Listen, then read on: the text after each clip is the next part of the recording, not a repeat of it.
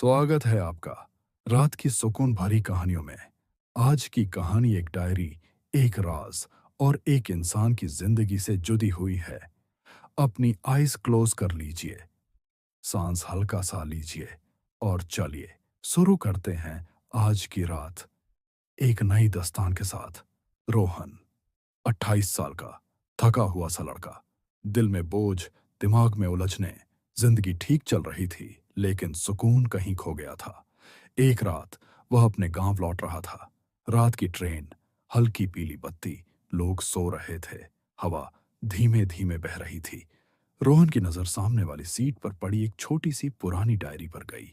धूल जमी थी, कवर्स मुड़े हुए, जैसे किसी ने कई सालों से खोली ही ना हो। उसने डायरी उठाई। कवर पर लिखा था, मीरा की डायरी, 1994। रोहन की जिज्ञासा बढ़ गई। उसने पहला पन्ना खोला। पहला वाक्य पढ़कर ही रोहन चौंक गया। मैं मीरा हूं और मुझे सपने देखना बहुत पसंद है, लेकिन मैं उन्हें पूरा करने से डरती हूं।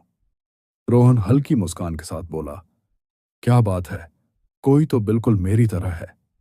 अगली लाइन, सब चाहते हैं कि मैं डॉक्टर बनूं, लेकिन मेरा दिल कहता है मैं टीचर बनूं। ट्रेन की खिड़की से आती ठंडी हवा उसकी उंगलियों पर डायरी के पन्नों को हिला रही थी, जैसे कह रही हो, पढ़ते रहो। मीरा की उलझने अगले कुछ पन्नों में मीरा ने अपने दिल की बातें लिखी थीं। मैं सबको खुश रखने में इतनी व्यस्त हूं कि खुद की आवाज सुनना भूल गई हूं। रोहन ने गहरी सांस ली। उसे लगा जैसे वो अपने ही दिल की बात पढ़ रहा है। हर पन्ना रोहन को और शांत करता जा रहा था। मीरा की जिंदगी, उसके डर, उसकी उम्मीदें, सब कुछ बहुत सच्चा लग रहा था। मीरा का फैसला, फिर एक दिन मीरा लिखती है, मैंने फैसला कर लिया, कल से मैं अपने सपने के लिए पढ़ाई शुरू करूंगी। जिंदगी छोटी है, इसे दूसरों की उम्मीदों में नहीं बिताया जा सकता। रोहन के हाथ कांप गए। उसे लगा जैसे कोई उसे जगाने की कोशिश कर रहा हो।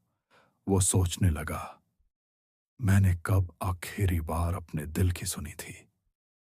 मैं किस तरफ जा रहा हूं? डायरी उसके अंदर कुछ बदल रही थी। डायरी का आखिरी पन्ना शायद कहानी का असली तोहफा था। मीरा ने लिखा था, अगर मेरी डायरी कभी किसी अपरिचित को मिले तो उसे सिर्फ इतनी सी बात याद रहे, जिंदगी की सबसे बड़ी गलती है अपने सपनों को कल पर छोड़ना।